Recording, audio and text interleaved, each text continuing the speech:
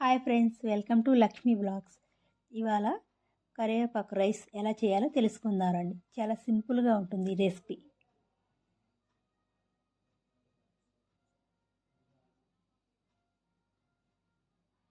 Pan పెట్టుకొని pan వేడైనాక నువ్వులు, ధనియాలు, జీలకర్ర, వెండి కొబ్బరి వేసుకోవాలి. అది ఒకసారి కలుపుకోవాలి. ఇప్పుడు ఎండుమిర్చి వేసుకోవాలి. మరొకసారి కలుపుకొని ఇవి కొంచెం దోరగా అయినాక కరివేపాకు వేసుకోవాలి. మరొకసారి కలుపుకోవాలి. ఇవి కొంచెం బాగా ఫ్రై అయినాక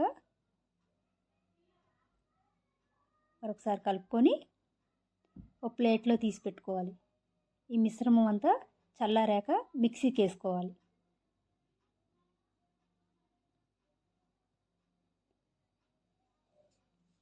ముందుగా పొడి కొట్టుకొని పక్కన పెట్టుకోవాలి. అదే ప్యాన్లో కొంచెం ఆయిల్ వేయాలి.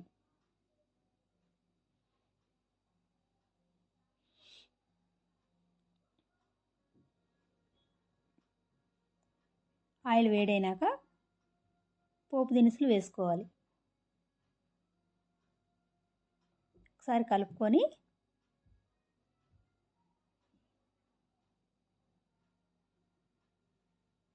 పచ్చిమిర్చి, అల్లం ముక్కలు వేసుకోవాలి.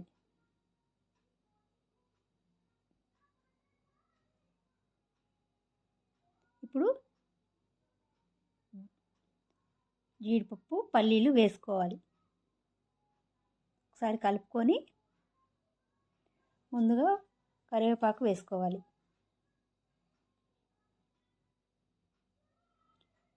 ఇప్పుడు ముందుగా ఉడికించి పెట్టుకున్న రైస్ వేసుకోవాలి.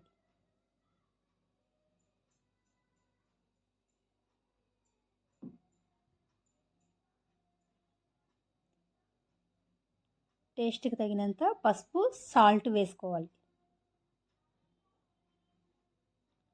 ముందు మిక్సీ పట్టుకున్న పొడి అంతా వేసుకోవాలి.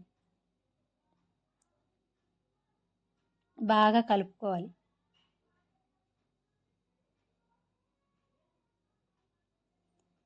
ఒక 2 నిమిషాలు మూత పెట్టుకొని మగ్గించుకోవాలి.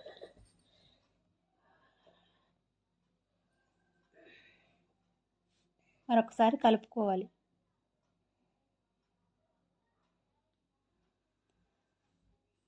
చూసారు కదా, చాలా సింపుల్గా ఉంది రైసు.